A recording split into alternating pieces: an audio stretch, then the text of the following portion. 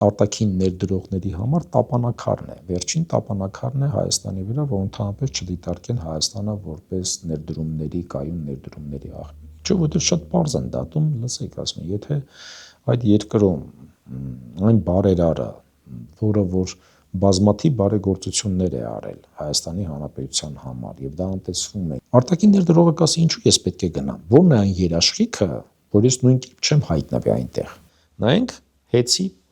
տարբերակը 2014 թվականից եթե ներքև ենք իջնում ՌԱՕ-ի կառավարման օրոք եւ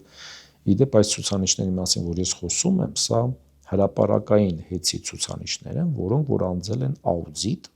եւ այդ աուդիտորները եղել են աշխարհահռչակ Big 4 ընկերության խոշորագույն 4 ընկերությունների մեջ մտնող ընկերությունները։ Ինչ են ասել այդ ֆինանսական ցուցանիշները։ Նրանք ասել են, որ գիտեք, մենեջմենթը լավը չէր մինչև 2014 թվականը։ Անընդհատ այդ հին մենեջմենթի արդյունքում վնասներ էր ձևավորում հեցը։ Այդ վնասները հետո տեղափոխվում էր ժողովրդի վրա սակագների միջոցով։ Երբ որ Սամվել Կարապետյանի թիմը եկավ, այդ իրավիճակը էապես կտրականապես փոխվեց։ Նայեք 14 թվականին եղել է շուրջ 10 միլիարդ, 9 միլիարդից 10 միլիարդի վնաս է ունեցել հեցը։ Նայեք 15 թվականը կտրուկ փոխվում է։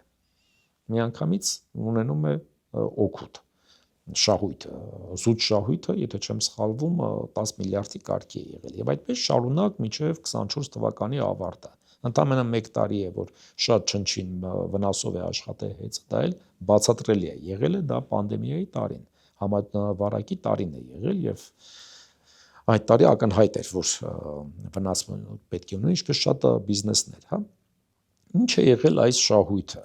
որտեղ է գնացել։ Արդյոք սեփականատերը այս շահույթը վերցրել է իրան։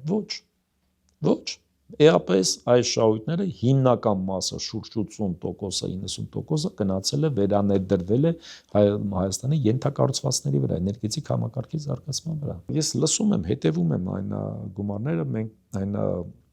թեզերը, որ մենք հայտնաբերել ենք ինչ որ չարաշահումներ, 50 միլիոնի, չգիտեմ, 500 միլիոնի մասին են խոսում գիտեք, դա մի փոքր անլուրջ է, որովհետև նույնիսկ այդ պարագայում, եթե չեմ վիճարկում, ասենք 500 միլիոն, դուք նայեք ինչի հետ եք էլի համատում։ Ասենք ես չեմ կարծում, որ դա լուրջ պատճառաբանություն է, որը պետք է հանգեցներ հեցի նկատմամբ նման գործողություն։